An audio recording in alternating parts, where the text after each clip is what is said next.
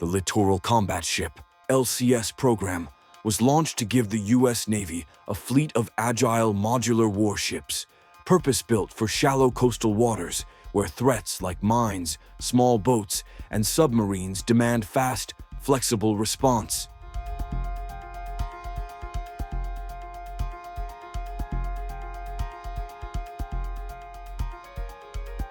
Two main variants were developed: the Freedom class, a mono-hull designed by Lockheed Martin, and the Independence class, a trimaran built by Austal USA.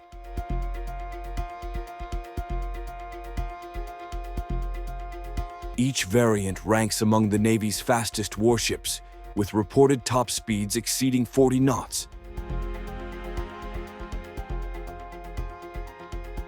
Some LCS variants feature high levels of automation, allowing operation with a crew of just 70 to 90, a significant reduction compared to the 300-plus personnel typically required for a destroyer.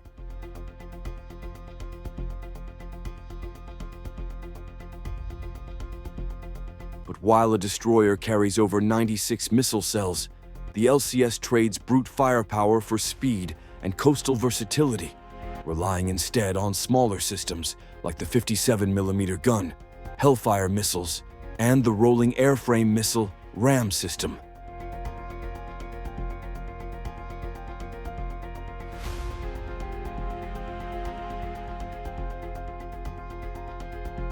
My name is Dominique Michaela Fraser-Jones. I'm a lineman, third-class petty officer in the Navy.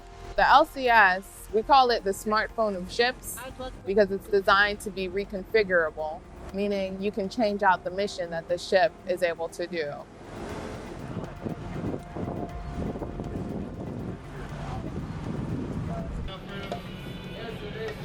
Inside, each ship is equipped with a galley designed for efficient operation at sea. These compact kitchens feature induction cooktops, convection ovens, and refrigerated storage, allowing the crew to receive 3 meals a day. We're trying to set up the network. Ready to go forward. Oh, really? The menu typically includes American-style dishes, burgers, pasta, fresh salads, and even steaks on special occasions. A small team of 2 to 4 culinary specialists oversees everything from meal prep to inventory management. My name is CSSN Stian Husa. I'm from Houston, Texas. I'm a culinary specialist here on the beautiful USS Santa Barbara. And what I do is make sure I prep healthy, nutritional meals for the 70 to 80 people on this ship.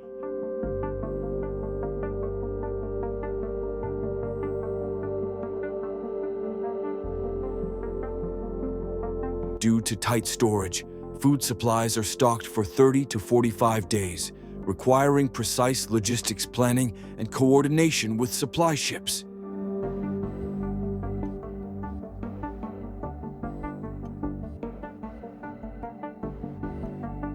Modern LCS galleys also include microwaves, coffee machines, and snack bars.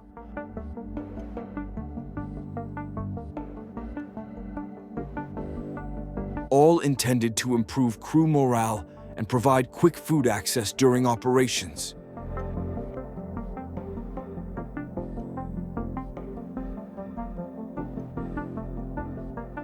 Berthing on an LCS features stacked metal bunks, 3 high, with just enough space to sleep, store gear, and rotate shifts in tight quarters.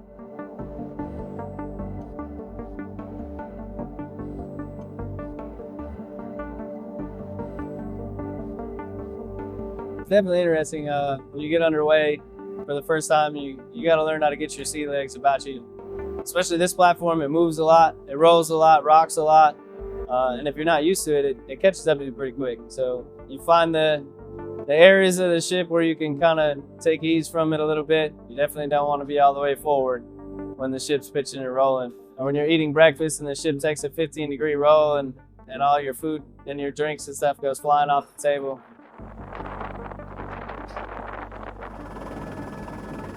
In terms of size, The Freedom class measures 378 feet in length with a beam of 57.4 feet, a top speed of over 40 knots, and a range of 3,500 nautical miles at 18 knots.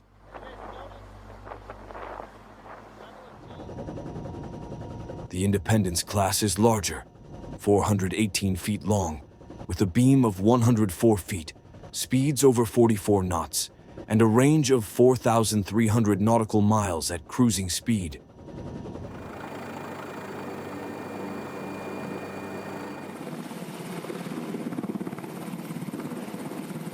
Each LCS is configured with mission modules, specialized packages for anti-submarine warfare, mine countermeasures, or surface warfare.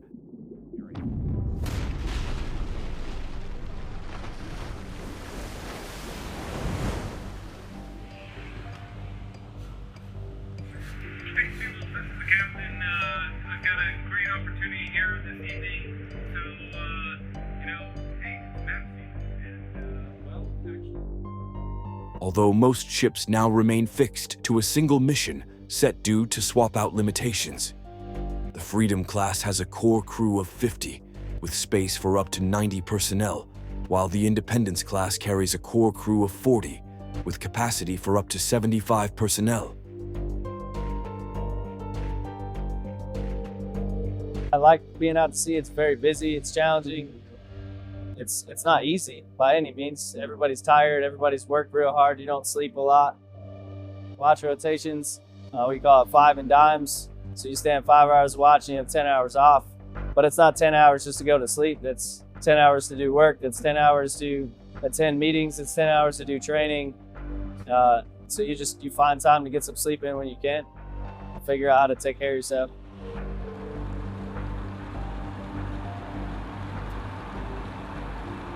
Originally, each LCS was projected to cost around $350 million, but over time, costs ballooned, some ships exceeding $700 million when fully equipped with mission modules and upgrades.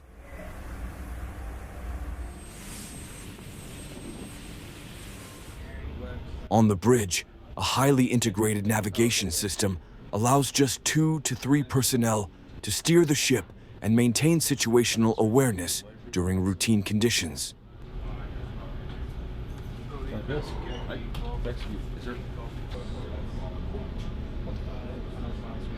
Meanwhile, the Mission Control Center oversees weapon systems, sensors, and communications, serving as the nerve center for combat and surveillance operations.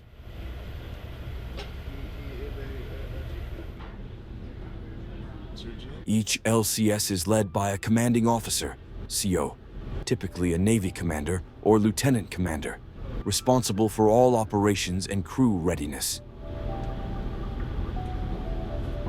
The primary weapon system is a 57mm BAE Systems gun, capable of firing 220 rounds per minute at surface and aerial targets.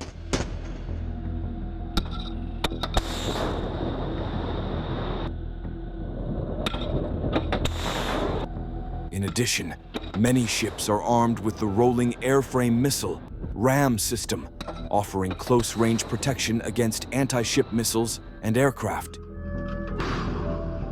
Hey, how's it going? I'm FCC Darren Marinelli. I'm from Emporia, Virginia. Behind me, we have CRAM. That's our primary air defense system. It combines 2 systems, top being the CWIS, which provides our surface track, and the bottom with our pneumatics and also with our power in order to move the system around. In the middle, we have the RAM, which is our 11-cell payload delivery system. This system is all-inclusive, and it will perform from initial threat detection all the way to kill assessment.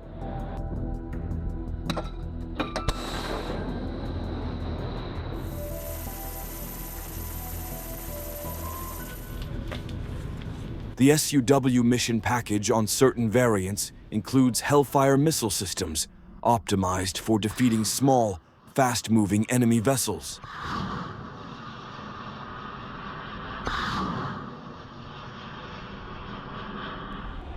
To maintain long-term readiness, LCS ships conduct replenishment at sea, receiving fuel, food, and ammunition from supply ships while still underway. This includes connected replenishment, con-rep operations, where fuel hoses and high-tension lines are strung between vessels during carefully coordinated maneuvers.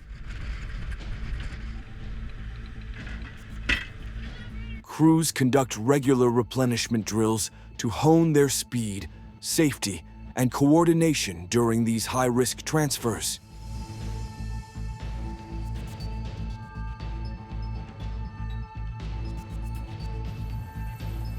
Each LCS is fitted with a flight deck and hangar. These aircraft expand the ship's mission, set to include anti-submarine warfare, surveillance, and resupply. Unmanned platforms like the MQ-8B Fire Scout drone offer extended reconnaissance capabilities, delivering real-time intelligence without putting pilots at risk. My name is BM2 Zachary Livingston. I'm from Meridian, Idaho. Our flight deck is 4 times the size of a destroyer's flight deck and can accommodate 2 helicopters at the same time. This is where we conduct our launch and recovery operations, our helicopter refueling operations, and our vertical replenishment operations for cargo.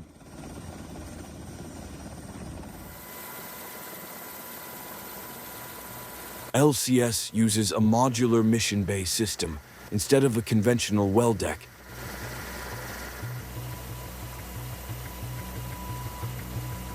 The open mission bay can be outfitted for mine countermeasures, anti-submarine warfare, or surface warfare packages.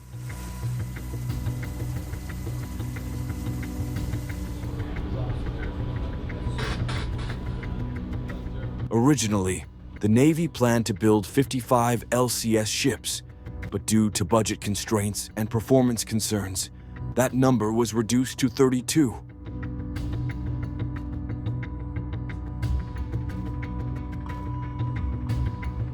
Despite controversy, the program has created over 12,000 jobs and provided major support to the domestic shipbuilding industry.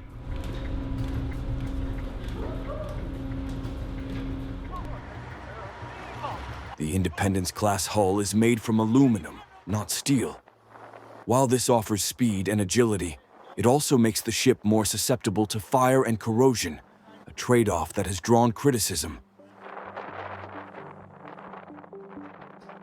The first ship in the program, the USS Freedom LCS-1, was commissioned in 2008. Since then, the LCS program has faced scrutiny for mechanical issues, including propulsion failures and hull cracks during early deployments.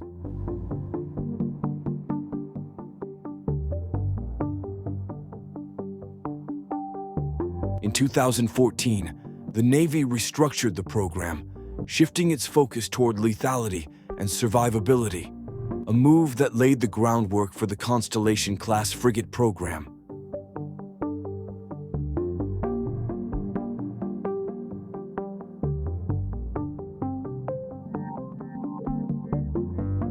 The Navy has since equipped certain LCS ships with naval strike missiles, NSM, to expand their strike range and combat effectiveness.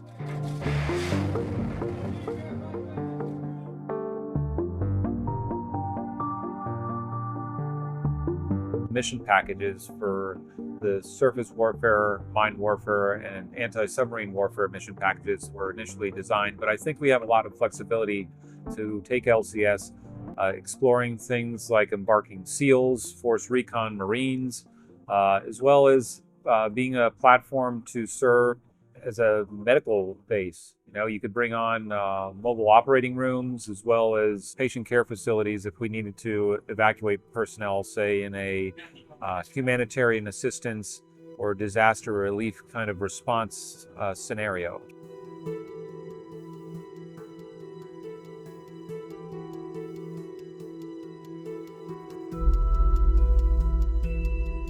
And while it's not without flaws, the Littoral combat ship remains central to the Navy's evolving strategy, ensuring presence, speed, and adaptability in coastal conflict zones.